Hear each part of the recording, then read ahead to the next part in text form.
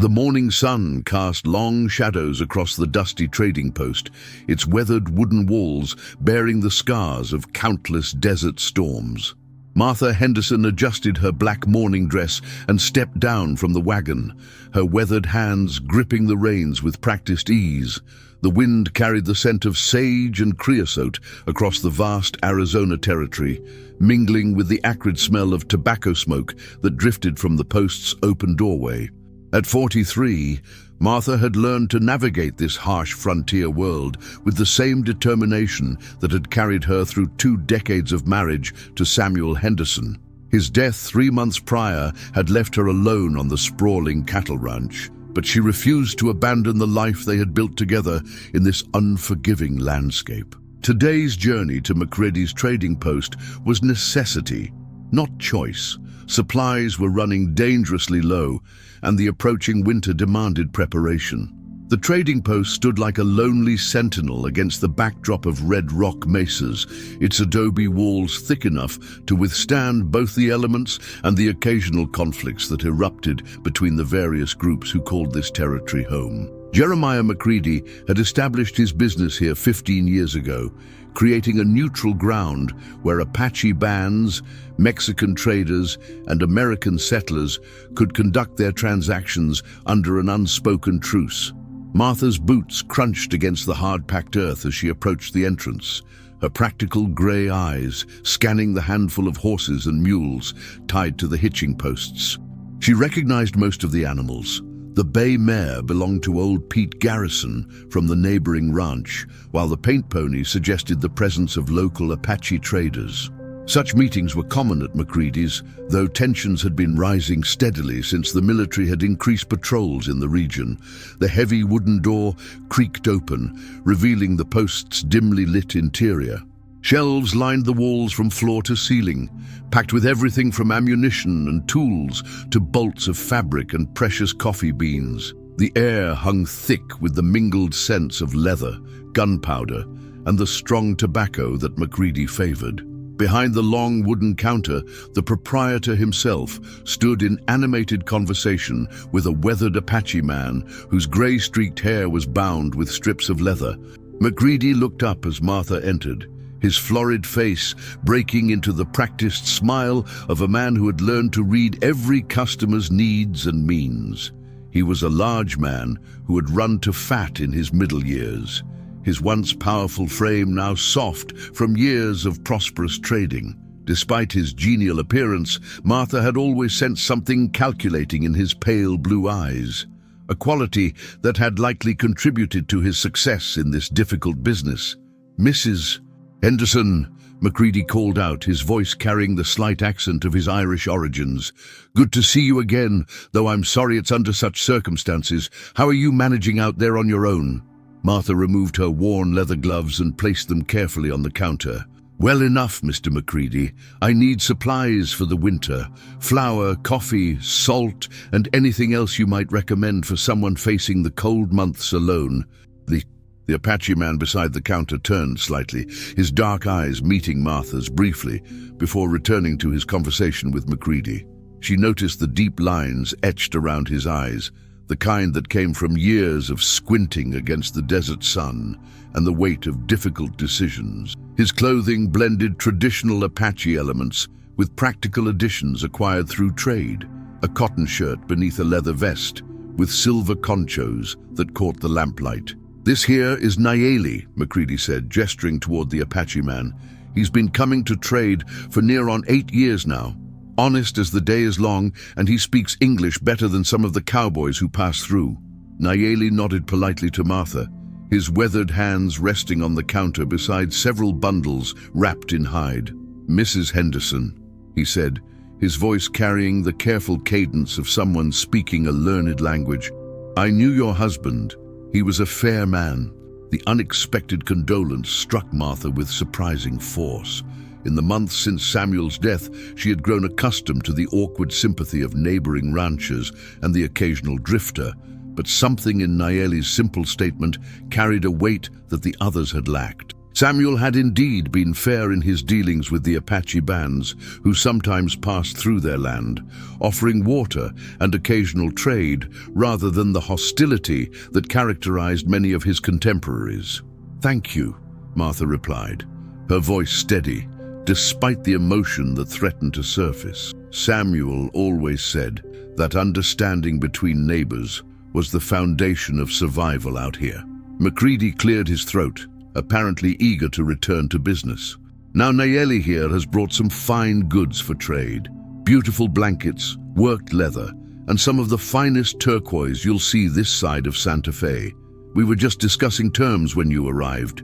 Martha began examining the shelves while the two men continued their negotiations, but she found herself listening to their conversation despite her intention to focus on her own needs. The exchange was conducted in a mixture of English and what she assumed was Apache, with MacReady's voice occasionally rising in what sounded like frustration. "The problem is," MacReady was saying, "what you're asking for is worth more than what you're offering. I've got to think about my own business here." Nayeli's response was measured, his tone remaining level despite what Martha sensed was growing tension. "My people need these things.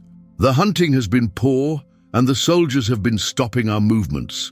We cannot reach the places where we usually gather food." Martha selected a 20-pound sack of flour from the shelf, testing its weight in her arms.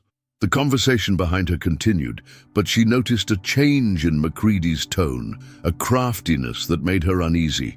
"Now, I understand your situation," MacReady was saying, "but I can't just give away merchandise. However, I might be willing to make a different kind of arrangement." The silence that followed was heavy with implication. Martha found herself holding her breath, though she wasn't sure why. Something in MacReady's manner suggested that whatever he was about to propose would cross lines that shouldn't be crossed. "What kind of arrangement?" Nayeli asked, his voice carefully neutral. MacReady leaned across the counter, lowering his voice to what he apparently thought was a confidential tone. "I heard tell that you've got a young woman in your band. Pretty little thing, I'm told. Now, I know a gentleman down in Tucson who's been looking for someone to help around his place. He's a widower, you understand, and he's prepared to be quite generous for the right sort of companionship." Martha's hands stilled on the flour sack. The implications of MacReady's words struck her like a physical blow, and she felt a rage building in her chest that was both foreign and familiar. This was the same fury she had felt when watching Samuel suffer through his final illness, helpless against forces beyond her control. Nayeli's silence stretched out like a taut rope, and when he finally spoke, his voice carried a dangerous edge. "You speak of my daughter. Now, don't get yourself worked up," MacReady said, apparently oblivious to the shift in atmosphere. "I'm talking about a business arrangement here. Your people need supplies, and I need to make a living. The gentleman in Tucson is respectable, and he'd take good care of her." Martha turned from the shelf, her gray eyes blazing. "Mr. MacReady, I believe you've said quite enough." Both men looked at her in surprise, as if they had forgotten her presence entirely. MacReady's face reddened slightly, though whether from embarrassment or anger, Martha couldn't tell. "Mrs. Henderson, this is a private conversation between me and Nayeli here. I'm sure you understand." "I understand perfectly," Martha said, her voice carrying the authority of someone who had learned to command respect in a world that rarely offered it freely. "And I understand that what you're suggesting is not a business arrangement. It's something else entirely." Nayeli's eyes met Martha's, and she saw something there that she recognized, the look of a parent facing an impossible choice. The recognition sparked something protective in her, a fierce maternal instinct that had been dormant since the loss of her own children years before. "My daughter is not for sale," Nayeli said quietly, but his words carried the weight of absolute finality. MacReady's expression hardened. "Then I'm afraid we don't have much to discuss. I can't take pelts and blankets in trade for the kinds of supplies you're asking for. That's just business." Martha watched as Nayeli's jaw tightened, his hands clenching slightly on the counter. She could see the war being fought behind his eyes, the desperate need to provide for his people against the unthinkable price being demanded. "Perhaps," Martha said, her voice cutting through the tension, "there's another way to approach this situation." Both men turned to her, Macready with obvious irritation and Nayeli with something that might have been hope. "What I mean is," Martha continued, "Mr. Macready, you have supplies that are needed. Nayeli has goods to trade. Surely we can work out terms that don't involve such unconventional arrangements." Macready's laugh was harsh. "Mrs. Henderson, with all due respect, this is a man's business. The Indian's goods just aren't worth what he's asking for. Unless he's got something else to offer, we're at an impasse." Martha's mind raced. She had come here for supplies, but she found herself confronting something far more significant than her own needs. The image of some unknown young woman being traded like livestock filled her with a revulsion that demanded action.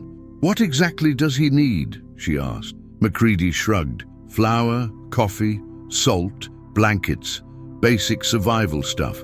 But he's asking for quantities that would feed a dozen families through the winter. And the value? More than his pelts and blankets will cover. Maybe $50 worth of goods, if I'm being generous."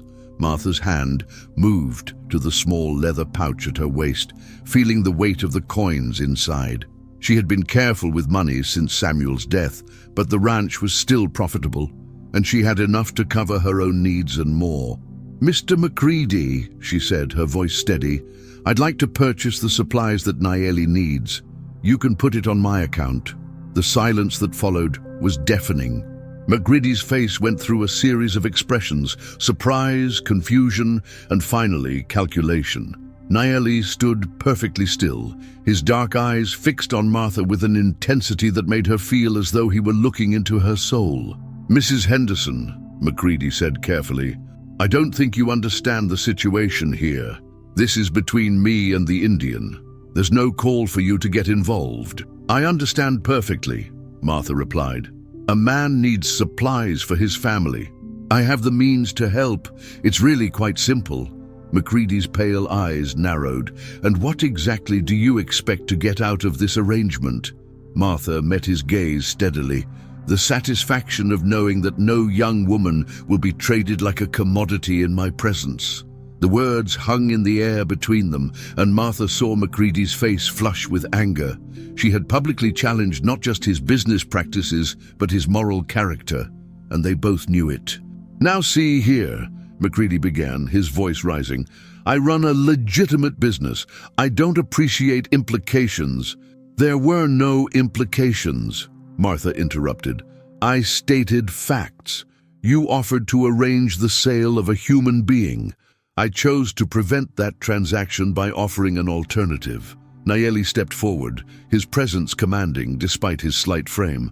"Mrs. Henderson," he said, his voice carrying deep emotion, "you do not know what you offer. My people, we have little to give in return for such kindness." Martha turned to face him fully, and for a moment the trading post seemed to fade around them.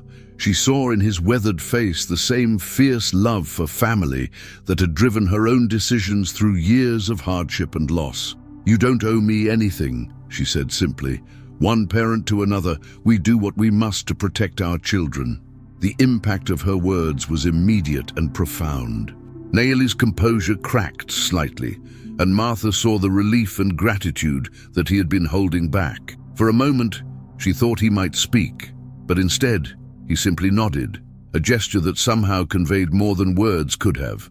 Macready, meanwhile, had recovered from his initial shock and was clearly calculating his next move. "Well," he said, his tone attempting to regain its earlier joviality, "if that's how you want to handle it, Mrs.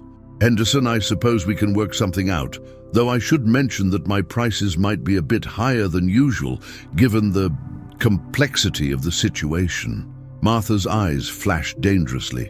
"Your prices, Mr. Macready, will be exactly what they were 5 minutes ago. I'm not paying a premium for your wounded pride." "Ma'am." The standoff lasted several long seconds before Macready apparently decided that alienating one of his most reliable customers was poor business. regardless of his personal feelings. "Of course," he said, his smile returning but lacking its earlier warmth. "Let's get these supplies sorted out." As Macready began gathering the requested items, Martha found herself standing beside Nayeli, both of them watching the proprietor's deliberate movements. The Apache man's presence was oddly comforting, and she sensed that he was struggling with the same mixture of emotions that she felt. "Your husband," Nayeli said quietly, his voice meant for her ears alone. "He once gave my son water when he was sick. The boy was nearly dead from fever, and your husband could have turned us away. Instead, he brought medicine and stayed until the fever broke." Martha felt her throat tighten. She had never heard this story, but it sounded exactly like something Samuel would have done. He had always said that the desert was harsh enough without neighbors adding to its cruelties. "I didn't know," she said. "He asked me not to tell you. Said you would worry about Apache coming to the ranch, but I think he was wrong. I think you would have helped too." The simple statement hit Martha with unexpected force. In the months since Samuel's death, she had questioned many of her decisions, wondering if she had the strength and judgment to continue alone. Nayeli's words suggested that he saw in her the same qualities that had made her husband respected among the Apache. Macready's voice interrupted her thoughts. "That's everything," he announced, gesturing to the pile of supplies now arranged on the counter. 50 pounds of flour, 20 pounds of coffee, salt, sugar, and 4 wool blankets. Plus some jerky and dried fruit. Should see a family through the winter months. Martha counted out the money from her pouch, noting Macready's careful attention to each coin. The transaction was completed in business-like silence, but she could feel the weight of what had just transpired. "I'll help you load these into your wagon," Nayeli offered, gesturing toward the supplies. "That's kind of you," Martha replied. "But I think these belong to you." Nayeli paused, his eyes meeting hers again. "You have given my people food for the winter. How can I repay such generosity?" Martha considered the question seriously. In truth, she had acted on impulse, driven by revulsion at Macready's proposal rather than any calculated plan. But now, looking at this man who had shown such dignity in the face of impossible circumstances, she felt that something significant had begun. "If you're willing," she said, "I'd like to meet your daughter. Not for any transaction or arrangement, but because I believe every young woman deserves to know that there are people in this world who see her as more than a commodity." Nayeli's eyes widened slightly, and Martha saw a complex array of emotions cross his features. "She speaks some English," he said slowly. She is very strong, like her mother was, but these times have been hard for her." "Hard times reveal character," Martha replied. "I suspect your daughter has more strength than she knows." Macready, who had been listening to their conversation with obvious displeasure, cleared his throat loudly. "Well, if you folks are done with your business, I've got other customers to attend to." Martha gathered her own smaller purchases, coffee, salt, and a few other necessities, and prepared to leave. As she reached the door, she turned back to Nayeli. "My ranch is about 8 miles south of here, following the creek bed. If you or your people ever need anything, you're welcome to ask." Nayeli nodded solemnly. "I will remember. And Mrs. Henderson, my daughter's name is Ayana. It means eternal blossom in our language." Martha smiled, the first genuine smile she had felt in months. "That's a beautiful name. I hope to meet her soon." As she stepped out into the afternoon sun, Martha felt the weight of what she had just committed to. She had not only prevented what amounted to human trafficking, but had also opened a door to a world she barely understood. The practical part of her mind catalogued the potential complications, her neighbors' likely disapproval, the possible danger of closer contact with Apache groups, the challenge of bridging two vastly different cultures. But stronger than these practical concerns was a sense of rightness that she hadn't felt since Samuel's death. For the first time in months, she had acted not merely to survive, but to make a positive difference in the world. As she climbed into her wagon and gathered the reins, Martha found herself looking forward to whatever might come next. The journey home gave her time to think about the encounter and its implications. The desert landscape rolled past in its familiar patterns of stone and scrub, but somehow it looked different now, less empty and more full of possibility. She had always known that Apache bands moved through this territory, but they had remained largely invisible to her, shadowy figures on the periphery of her awareness. Now, one of those figures had become real, had revealed himself as a father facing impossible choices for the love of his daughter. The realization that such dramas were playing out across the desert, largely invisible to people like herself, struck Martha with the force of revelation. As the sun began its descent toward the western mountains, casting long shadows across the valley, Martha's thoughts turned to Ayanna. What was it like to be a young Apache woman in these times, caught between the traditional world of her people and the rapidly changing reality of territorial expansion? What dreams and fears occupied her mind as she faced an uncertain future? Martha had lost her own children years ago, a boy and a girl who had succumbed to fever during a particularly harsh winter. The grief had nearly destroyed her, and only Samuel's patient love had pulled her through those dark months. Perhaps that was why Nayeli's situation had struck her so powerfully. She recognized the fierce protectiveness of a parent willing to sacrifice anything for a child's welfare.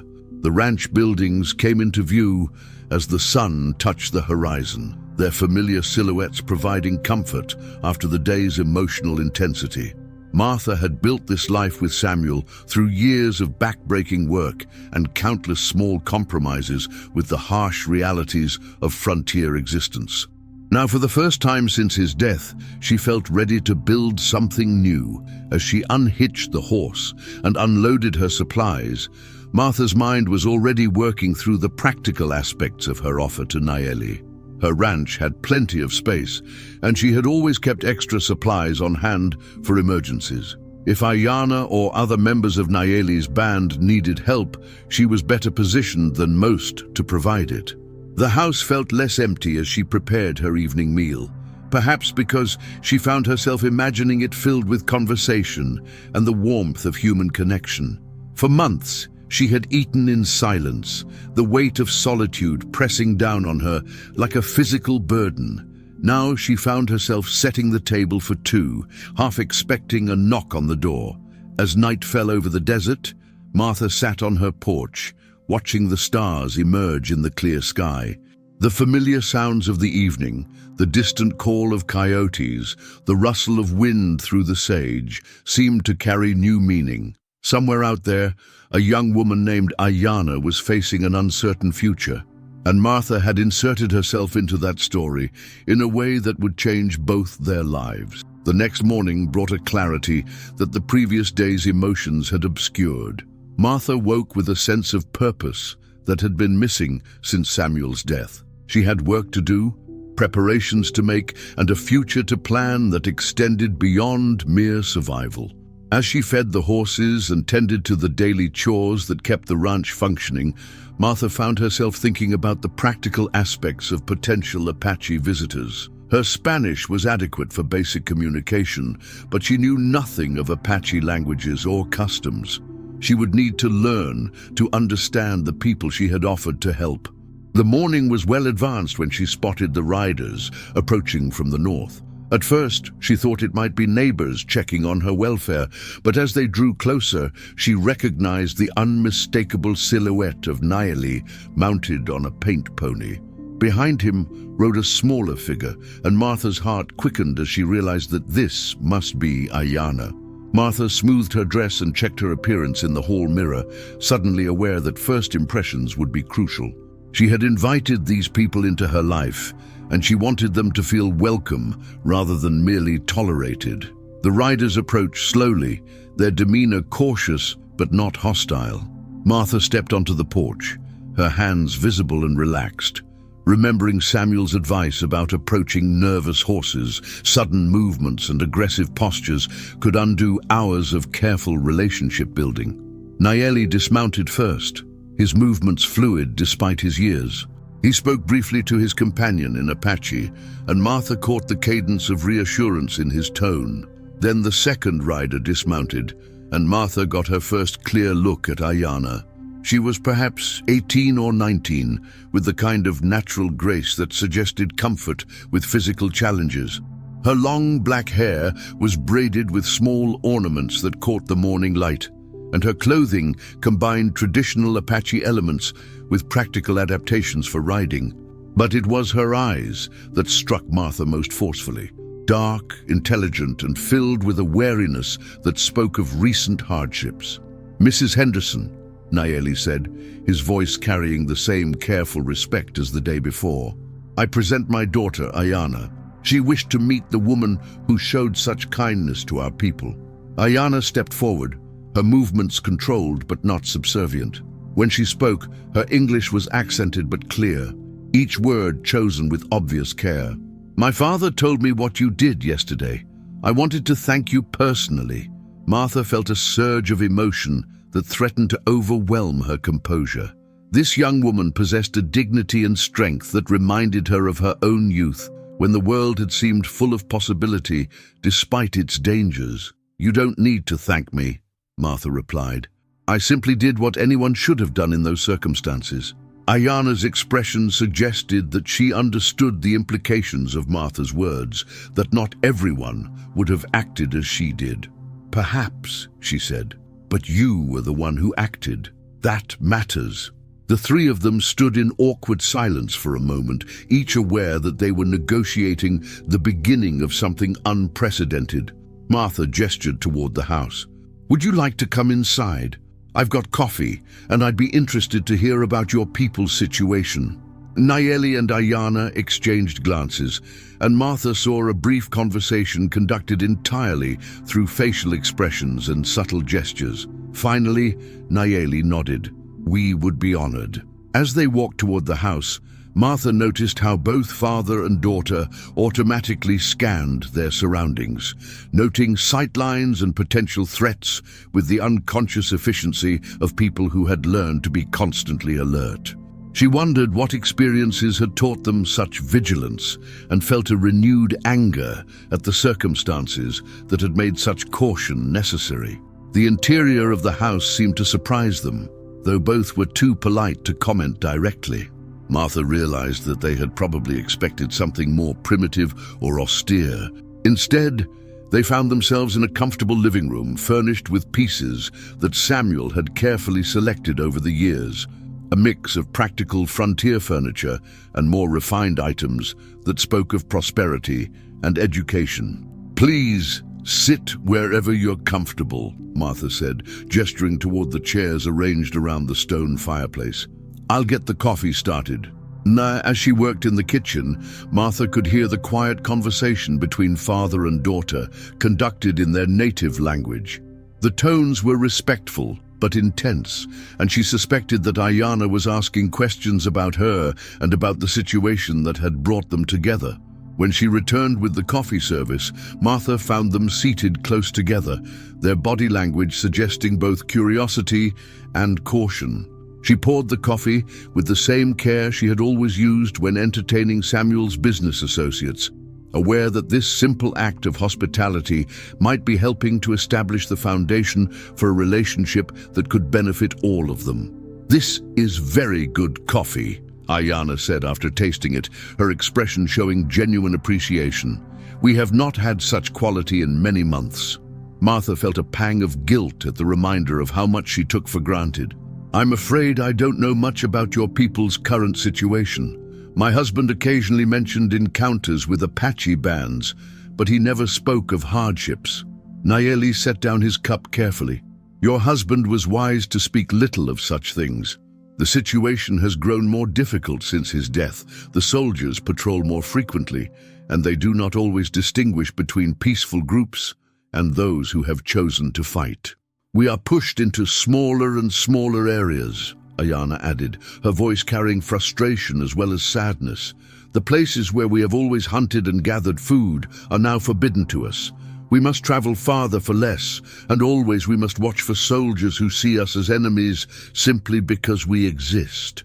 Martha absorbed this information with growing understanding. She'd been vaguely aware of military activity in the region, but she had not considered how it might affect the indigenous peoples who had lived here for generations. "Is that why your father was willing to consider Macready's proposal?" she asked gently. Ayana's jaw tightened, and Martha saw a flash of anger in her dark eyes. "My father would never have agreed to such a thing, but Macready knew that we were desperate, and he thought he could pressure us into accepting his terms." "Erdi, the choice was not between accepting or refusing," Nayeli said quietly. "The choice was between my daughter's freedom and my people's survival.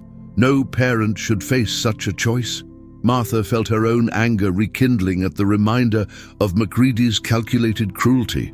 "What would have happened if I hadn't been there?" "We would have found another way," Ayana said firmly. "My father would have found another way." "Indeed." But Martha saw the doubt in both their eyes, the recognition that their options had been narrowing steadily. The realization that she had arrived at a crucial moment when her intervention could make the difference between tragedy and survival filled her with a sense of responsibility that was both frightening and energizing. "What about now?" she asked. "What are your plans for the winter?" Nayeli and Ayana exchanged glances again, and Martha sensed that they were debating how much to reveal about their situation. "We will return to our people," Nayeli said finally. "The supplies you helped us obtain will help us survive the cold months. In the spring, we will see what opportunities arise." Martha heard the uncertainty in his voice, the recognition that surviving the winter was only the first of many challenges they would face. An idea began to form in her mind, bold and possibly foolish, but driven by the same impulse that had led her to confront Macready. What if there were other options? She asked carefully. What if there were a place where Ayana could spend the winter safely, learning skills that might help her navigate the changing world? Both father and daughter stared at her with expressions of surprise and suspicion. Martha realized that she had moved too quickly, suggesting something that probably sounded like another form of the arrangement that Macready had proposed. "I'm not suggesting anything like what Macready had in mind," she said quickly. "I'm talking about education, about learning English and other skills that might help in dealing with the changes that are coming, whether we like them or not." Ayana leaned forward, her eyes intense. "You would teach me. I would teach you, and you would teach me about your people and your ways. It would be an exchange, not a charity." The silence that followed was charged with possibility and uncertainty. Martha could see both father and daughter weighing the implications of her offer, considering the potential benefits and dangers of such an arrangement. "The other ranchers," Nayeli said finally. "They would not approve of such a thing." Martha's expression hardened. "The other ranchers don't run my ranch or make my decisions. I've been managing on my own since Samuel's death, and I've learned to value my independence." "But there could be danger," Ayana pointed out. "If people believed you were harboring Apache, they might see you as a threat." "Let them try," Martha replied with a fierceness that surprised even herself. "I've faced down rustlers, drought and disease. I can handle gossip and narrow-minded neighbors." As she spoke, Martha realized that she meant every word. The months of solitude had taught her to rely on her own judgment, and her encounter with Macready had reminded her that there were principles worth defending regardless of the cost. "You would do this for someone you barely know?" Ayana asked, her voice filled with something that might have been wonder. "I would do this for someone who deserves a chance at a better future," Martha replied. "And I would do it for myself, because I've learned that a life lived only for survival isn't much of a life at all." The conversation continued for another hour, covering practical details and potential complications. By the time Nayeli and Ayana prepared to leave, the framework of an arrangement had begun to emerge. Ayana would return with her father to their band, but she would come back to the ranch before the worst of the winter weather set in. She would help Martha with the household tasks while learning English, reading, and other skills that might help her people navigate the changing world. As they prepared to mount their horses, Ayana approached Martha with an expression of serious resolve. "Mrs. Henderson," she said, "I want you to know that I understand what you are risking by making this offer. I will not let you regret your kindness." Martha reached out and touched the young woman's arm gently. "Ayanna, kindness that comes with conditions isn't really kindness at all. You don't owe me anything except your honest effort to learn and grow." As the riders disappeared into the afternoon haze, Martha stood on her porch feeling as though she had just committed herself to something that would change her life in ways she couldn't yet imagine. The practical part of her mind catalogued the potential problems, the neighbors' reactions, the complications of bridging two cultures, the possibility that she was naive about the challenges ahead. But stronger than these doubts was a sense of rightness that reminded her of the early days of her marriage when she and Samuel had been building something new together. For the first time since his death, she felt that she was moving towards something rather than merely surviving from day to day. The remainder of the day passed in a blur of planning and preparation. Martha found herself looking at her home with new eyes, considering how to make it comfortable for a young woman from a vastly different culture. She also began thinking about the practical aspects of the education she had promised to provide, realizing that she would need to learn as much as she taught. As evening approached, Martha sat at her kitchen table with a cup of coffee and a sheet of paper, trying to organize her thoughts. The encounter with Ayanna had left her with a dozen questions about Apache culture, history, and current circumstances. She realized that if she was going to help this young woman navigate the changing world, she would need to understand that world herself. The sound of hoofbeats in the distance interrupted her thoughts, and Martha looked up to see a single rider approaching from the direction of town. As the figure drew closer, she recognized the stocky silhouette of Tom Bradley, her nearest neighbor and one of the few ranchers who had remained friendly since Samuel's death. Bradley was a practical man in his 50s, weathered by years of hard work, but still possessed of the kind of steady competence that made him a valued neighbor. He had helped Martha with several difficult tasks in the months since Samuel's death, and she had come to value his straightforward approach to problems. "Evening, Martha," he called as he dismounted near the porch. "Hope you don't mind me stopping by unannounced." "Not at all, Tom. Coffee's still warm if you'd like some." Bradley nodded gratefully and followed her into the house. As Martha poured the coffee, she noticed that he seemed unusually serious, his weathered face carrying the expression of someone who had come to discuss difficult matters. "I heard about what happened at McCready's yesterday," he said without preamble. "Figured you might want to know that people are talking." Martha set down the coffee pot with deliberate care. "What kind of talking?" "The kind that happens when people don't understand something and fill in the blanks with their own assumptions. McCready's been telling anyone who'll listen that you interfered with his business arrangements, and some folks are wondering why you take the side of Apache over a fellow American." Martha felt her temper flare, but she kept her voice steady. "I took the side of human decency over human trafficking, Tom. I'd hoped that most people would make the same choice." Bradley nodded slowly. "I figured it was something like that. McCready's never been one to let the truth interfere with a good story, especially when it makes him look like the victim." "What exactly is he saying?" "That you're getting too friendly with the Apache, that you might be putting other ranchers at risk by encouraging them to see this area as sympathetic to their cause. He's also suggesting that a woman alone might not be the best judge of such situations." Martha's eyes flashed dangerously. "I see. And what do you think, Tom?" Bradley sipped his coffee thoughtfully. "I think McCready's a snake who's angry because you cost him a profitable transaction. I also think you're one of the smartest people I know, and if you intervened in his business, you..." Chapter 2. The Weight of Promises. The autumn wind carried the scent of distant fires as Martha Henderson stood at her kitchen window, watching the horizon for signs of movement. 3 weeks had passed since her encounter with Nayeli and Ayanna at McCready's trading post, and the weight of her promise hung heavy in the desert air. She had heard nothing from them since their visit to her ranch, and the silence had begun to gnaw at her with increasing intensity. Tom Bradley's warning about the neighbors' reactions had proven prophetic. In the days following her confrontation with McCready, Martha had noticed a subtle shift in the way other ranchers treated her. Conversations that had once been warm and supportive now carried undertones of suspicion and disapproval. At the general store in town, people who had previously offered condolences about Samuel's death now seemed to avoid her gaze entirely. The change was most pronounced in her interactions with the women of the small frontier community.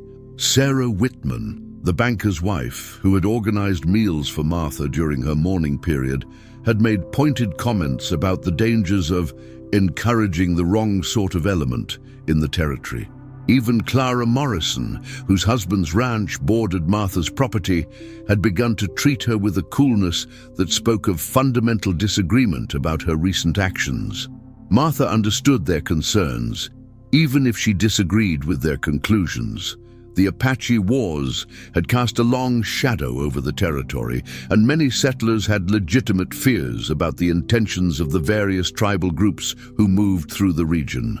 But she also recognized the difference between reasonable caution and blind prejudice, and she had seen too much of the latter in recent weeks. The isolation that had initially felt like a consequence of Samuel's death now seemed to deepen with each passing day.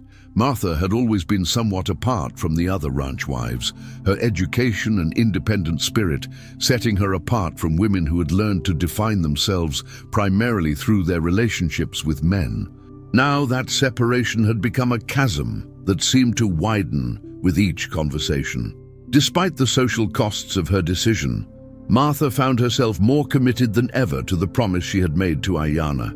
The young woman's dignity and intelligence had impressed her deeply, and the thought of what might have happened if she hadn't intervened at McCready's continued to fuel her determination. She had seen something in Ayanna's eyes that reminded her of her own youth, when the world had seemed full of possibility despite its dangers. The practical preparations for Ayanna's arrival had given Martha something concrete to focus on during the long days of waiting. She had rearranged the spare bedroom, making it comfortable for a young woman who would be far from her own people during the harsh winter months. She had also been reading everything she could find about Apache culture and history, trying to understand the world that Ayanna was leaving behind. The books available in the small frontier town were limited and often biased, but Martha had managed to piece together a basic understanding of the challenges facing the Apache people.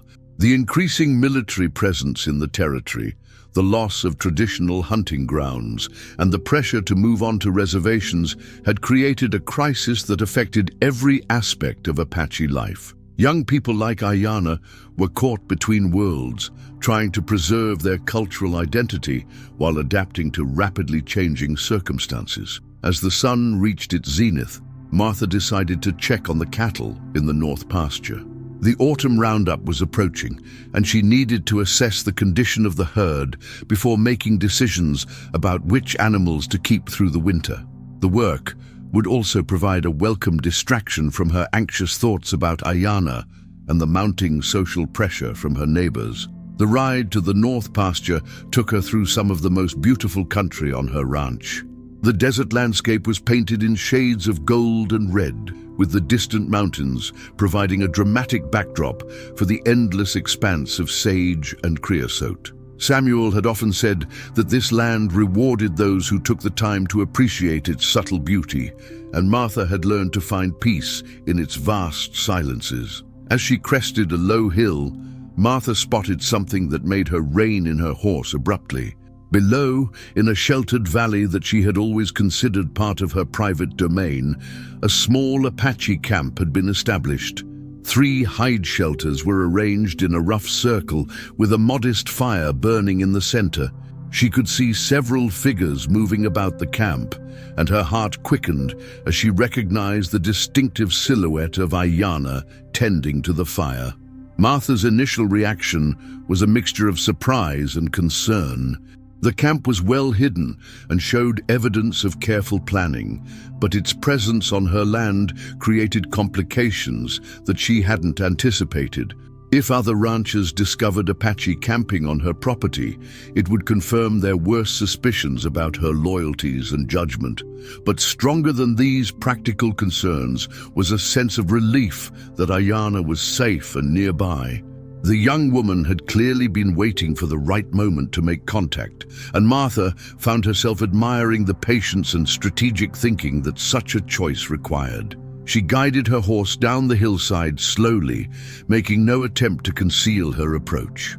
The figures in the camp had undoubtedly been aware of her presence long before she spotted them, and any attempt at stealth would have been both futile and potentially threatening. As she drew closer, Martha could see that the camp housed more people than she had initially realized. In addition to Ayana and Nayeli, there were 3 other Apache individuals: an elderly woman, a middle-aged man, and a boy who appeared to be in his early teens. All of them watched her approach with expressions of cautious alertness, their body language suggesting readiness for either conversation or rapid departure. Ayana stepped forward as Martha dismounted, her movements graceful and confident despite the obvious tension of the moment. She was dressed in traditional Apache clothing that Martha had not seen during their previous encounters, and the transformation emphasized the cultural gulf that they were attempting to bridge. "Mrs. Henderson," Ayana said, her voice carrying the same careful respect that had characterized their earlier interactions. "I hope you will forgive this intrusion on your land. We needed a place to wait safely, and my father remembered your husband's kindness to travelers." Martha nodded, her mind already working through the implications of the camp's presence. "How long have you been here?" 5 days, Nayeli replied, emerging from one of the shelters. "We have been careful to leave no trace of our presence, and we have taken nothing from your land without permission." The elderly woman approached slowly, her weathered face carrying the kind of authority that came from years of experience and hard-won wisdom. When she spoke, her English was more heavily accented than Ayana's, but her words were clear and direct. "I am Nalnish, Ayana's grandmother. I wanted to meet the woman who showed such kindness to my family." Martha felt a surge of emotion at the formal introduction.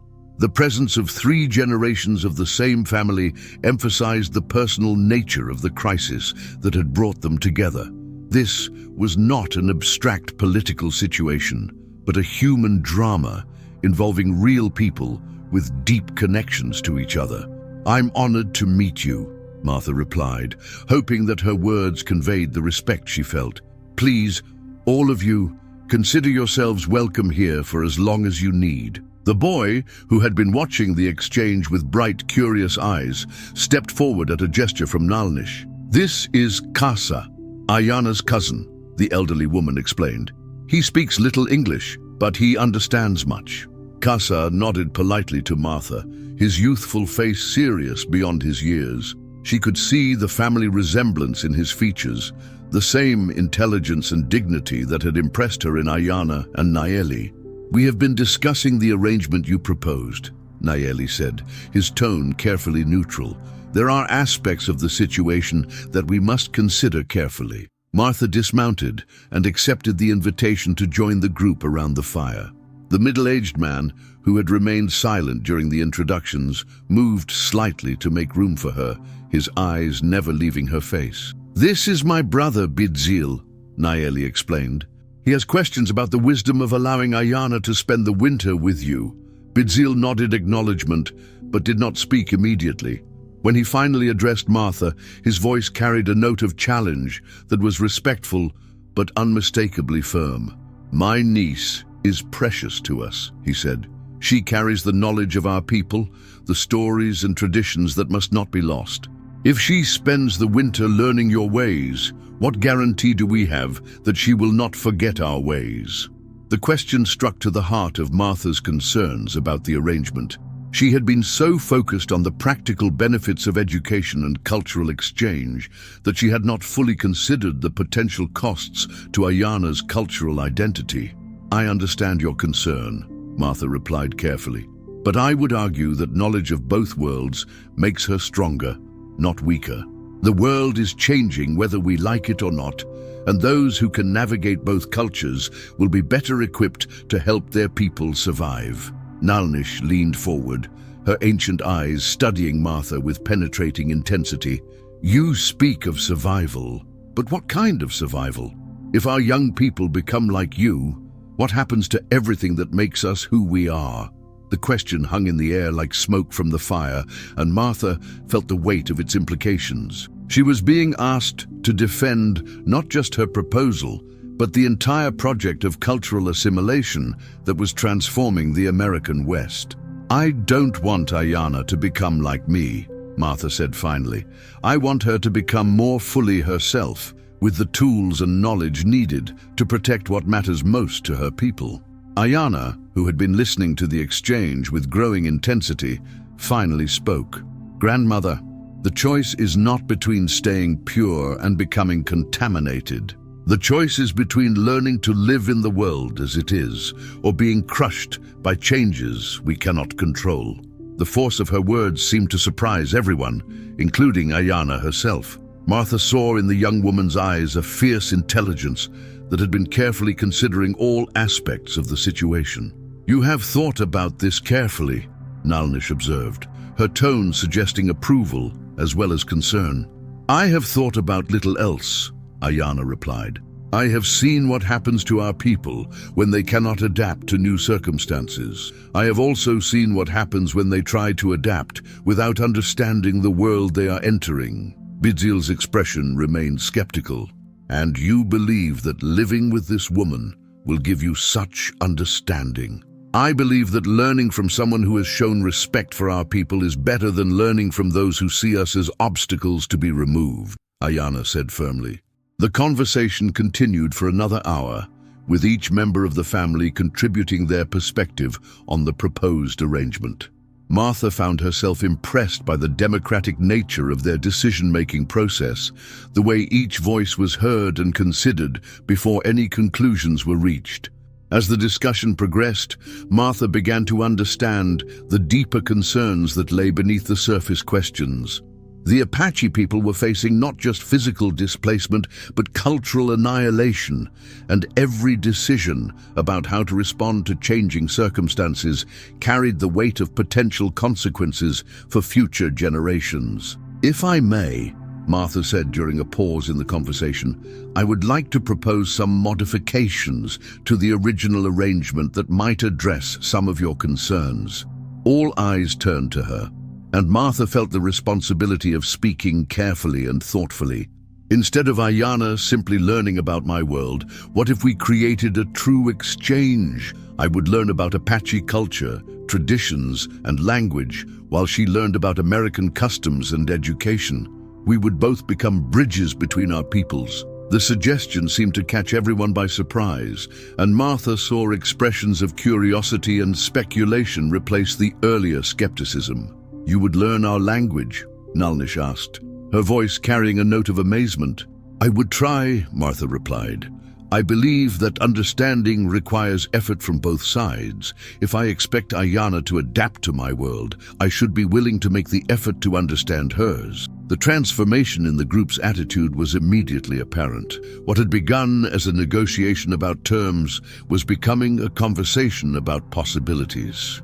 Martha realized that she had stumbled upon something important, the recognition that true cultural exchange required mutual respect and reciprocal learning. This is unprecedented, Nayeli said slowly.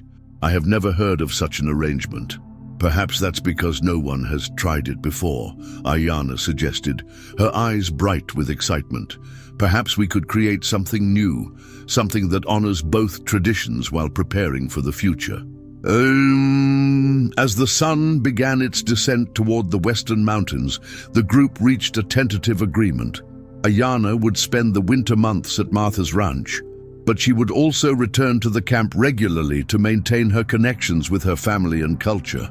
Martha would begin learning Apache language and customs, and the exchange would be structured as a partnership rather than a one-sided educational process. The practical details of the arrangement took another hour to work out. Martha would provide food, shelter, and protection for Ayana, while also teaching her English, reading, writing, and basic mathematics. In return, Ayana would help with household tasks and begin Martha's education in Apache language and culture.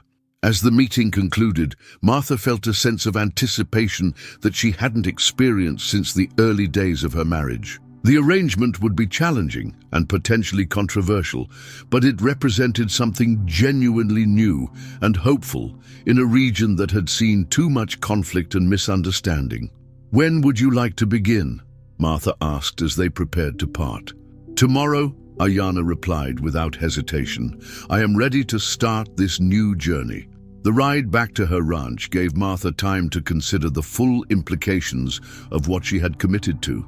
The arrangement would be far more complex than she had originally envisioned, involving not just education, but cultural exchange on a scale that would challenge both participants. As she approached her house, Martha noticed a horse tied to the hitching post near the front porch. She recognized the animal as belonging to Sheriff John Crawford, and her heart sank as she realized that her arrangement with Ayana might face official scrutiny before it had even begun. Crawford was a fair man who had always treated Martha with respect, but he was also responsible for maintaining peace in a territory where tensions between different groups could flare into violence with little warning. Martha dismounted slowly, trying to prepare herself for what might be a difficult conversation. The sheriff was waiting on the porch, his weathered face carrying the expression of someone who had come to discuss serious matters. Crawford was in his late 40s, with the kind of steady competence that had made him respected by most residents of the territory, regardless of their political views. "Evening, Martha," he said as she approached. "Hope you don't mind me waiting for you." "Not at all, Sheriff. Coffee?" Crawford nodded gratefully, and Martha led him into the house. As she prepared the coffee, she tried to gauge his mood and intentions. His manner was serious but not hostile, suggesting that he had come to discuss concerns rather than deliver ultimatums. "I've been hearing some interesting stories about you lately," Crawford said as they settled into chairs around the kitchen table. "Figured I'd better come talk to you directly rather than rely on second-hand accounts." Martha poured the coffee with steady hands, though her mind was racing through possible responses to whatever accusations might be coming. "What kind of stories?" she asked. "The kind that suggest you might be getting involved in situations that could have consequences for the whole territory. McCready's been telling anyone who'll listen that you interfered with his business, and some folks are wondering if you're planning to make a habit of taking sides in disputes between settlers and Apache." Martha set down her coffee cup and met Crawford's eyes directly. "I prevented a human trafficking transaction, Sheriff. If that's taking sides, then I'm comfortable with my choice." Crawford's expression didn't change, but Martha thought she detected a slight nod of approval. "I figured it was something like that. McCready's never been one to let facts interfere with a good story, especially when it makes him look like the victim." "What exactly has he been saying?" "That you're encouraging Apache to see this area as sympathetic to their cause, and that you might be putting other ranchers at risk by interfering with established business relationships. He's also suggesting that a woman alone might not be the best judge of such situations." Martha felt her temper flare at the implied criticism, but she kept her voice steady. "And what do you think, Sheriff?" Crawford sipped his coffee thoughtfully.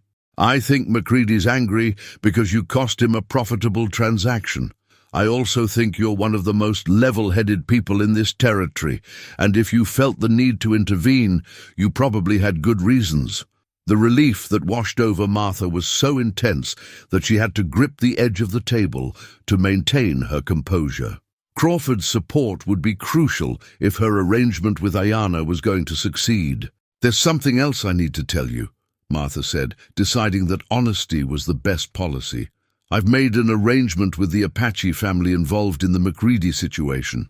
The young woman, Ayana, is going to spend the winter here, learning English and other skills that might help her people adapt to changing circumstances." Crawford's eyebrows rose slightly, but his expression remained neutral. "That's unusual. You sure you've thought this through?" I've thought about little else for the past 3 weeks. Sheriff, these people are facing impossible choices, and I believe that education and understanding are better solutions than conflict and displacement.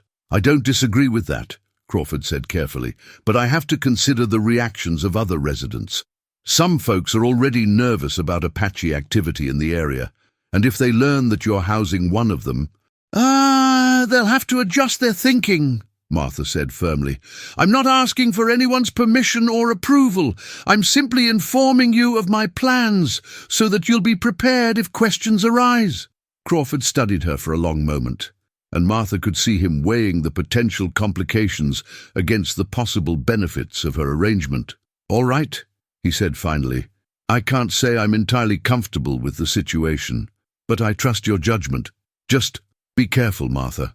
There are people in this territory who wouldn't hesitate to cause trouble if they thought you were getting too friendly with the Apache.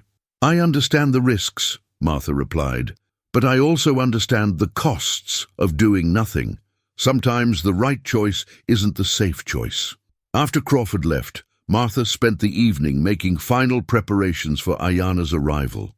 She had already arranged the spare bedroom and stocked supplies for the winter months, but now she found herself thinking about the more subtle aspects of making her guest feel welcome. The house that she and Samuel had built together reflected their shared values and experiences, but Martha realized that it might seem alien and uncomfortable to someone from a very different cultural background.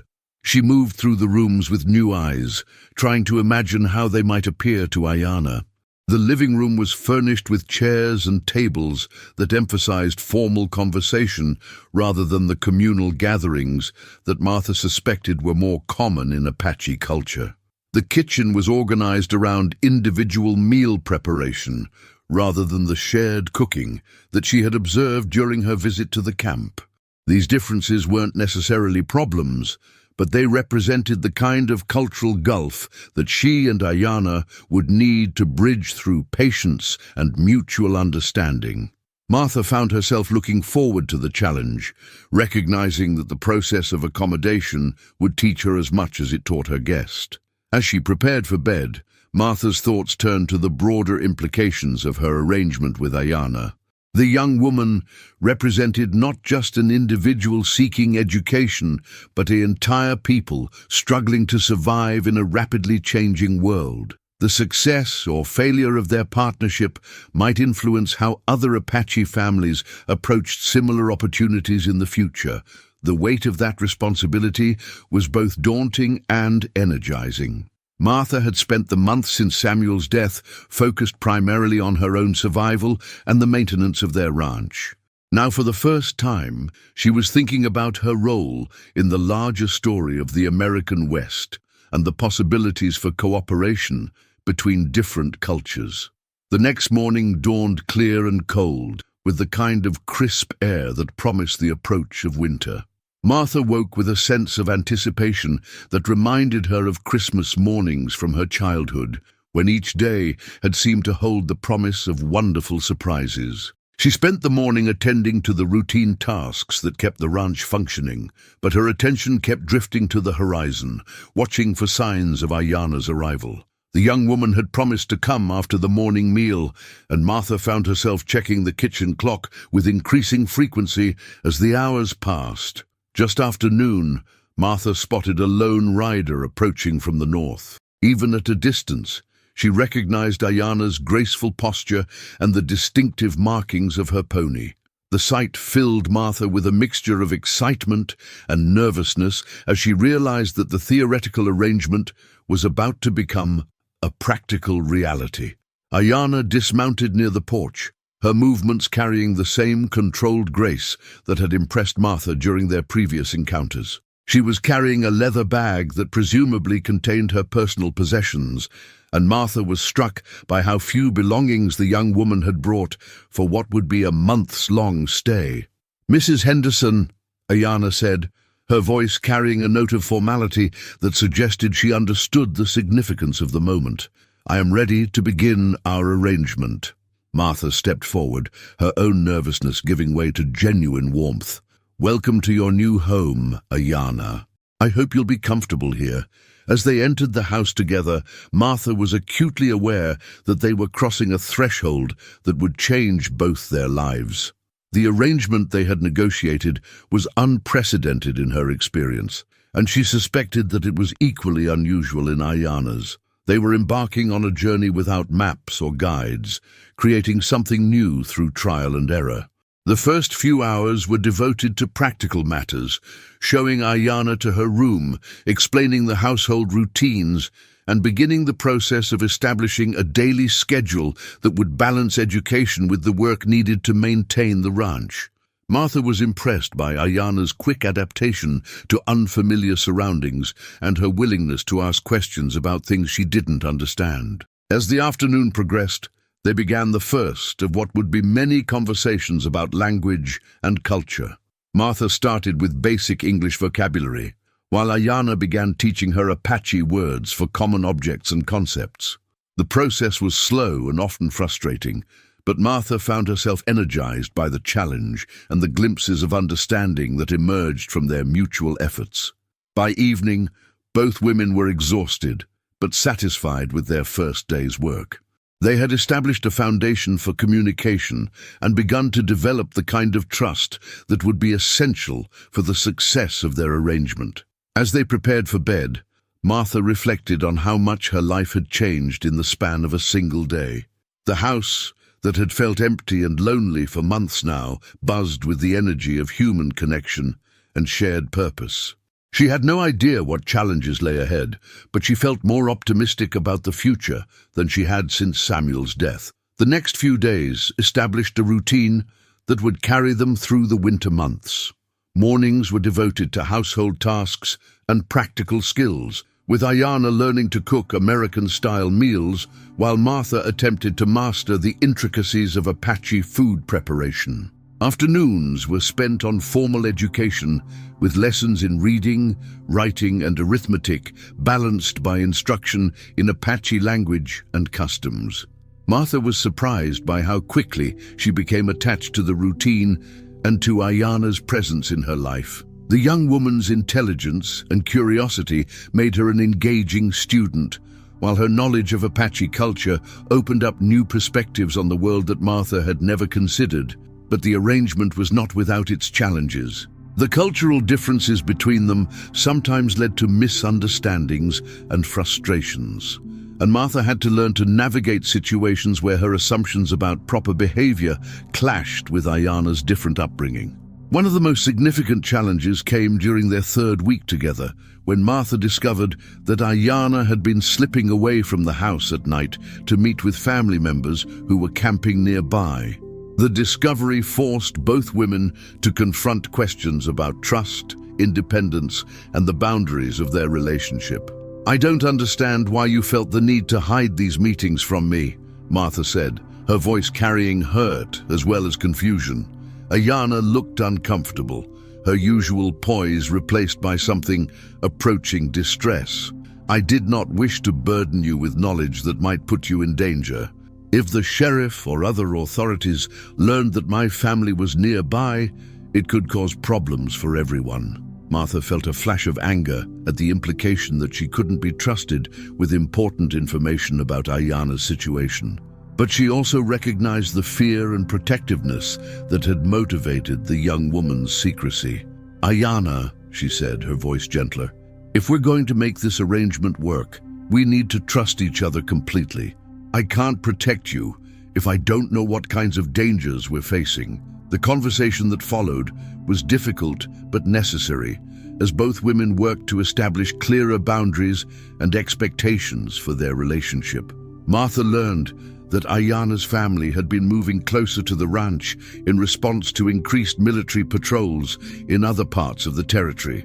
Ayana learned that Martha's commitment to helping her extended to helping her family as well, even if it meant additional risks. By the end of their fourth week together, Martha felt that they had begun to develop the kind of understanding that would be essential for the success of their arrangement. The initial awkwardness had given way to genuine friendship, and both women were learning to navigate the cultural differences that had initially seemed so daunting. But their progress was interrupted by an event that threatened to destroy everything they had built together. Sheriff Crawford arrived at the ranch on a cold December morning, his expression grave and his manner suggesting that he had come to deliver unwelcome news. "Martha," he said without preamble, "I need to talk to you about some rumors that have been circulating about your houseguest." Martha felt her heart sink as she realized that the confrontation she had been dreading was finally upon them. The arrangement with Ayana had been proceeding so smoothly that she had begun to hope that they might avoid the kind of community backlash that Crawford had warned her about. "What kind of rumors?" she asked, though she suspected she already knew the answer. "The kind that suggest you're harboring a dangerous Apache who might be passing information to hostile bands in the area. McCready's been particularly vocal about his suspicions, and he's got some of the other ranchers worried enough to demand action." Martha's temper flared at the mention of McCready's name. The man's vindictiveness had already complicated her life once, and now he was apparently trying to destroy the arrangement that had prevented his earlier scheme. "Sheriff, you know as well as I do that Ayana poses no threat to anyone. She's a young woman trying to get an education, not a spy or a warrior." "Durr." Crawford's expression remained troubled. "I know that, and you know that, but perceptions can be as dangerous as reality in a situation like this. Some folks are talking about taking matters into their own hands if they think the authorities aren't acting decisively enough." The implications of his words hit Martha like a physical blow. Not only was her arrangement with Ayana in jeopardy, but the young woman herself might be in actual danger from vigilantes who saw her as a threat to their security. "What are you suggesting?" Martha asked, though she feared she already knew the answer. "I'm suggesting that you might want to consider ending this arrangement before it leads to trouble that none of us can control. I can't guarantee Ayana's safety if people start believing that she's a danger to the community." Martha felt the weight of the decision settling on her shoulders like a lead blanket. She had promised Ayana education and protection, but now it seemed that she might not be able to deliver on either promise.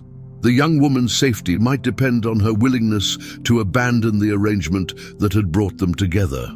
But as she considered Crawford's warning, Martha found herself thinking about the broader implications of capitulating to fear and prejudice.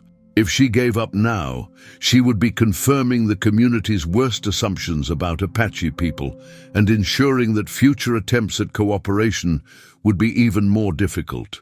"I understand your concerns, Sheriff," she said finally, "but I'm not prepared to abandon Ayana based on rumors and speculation.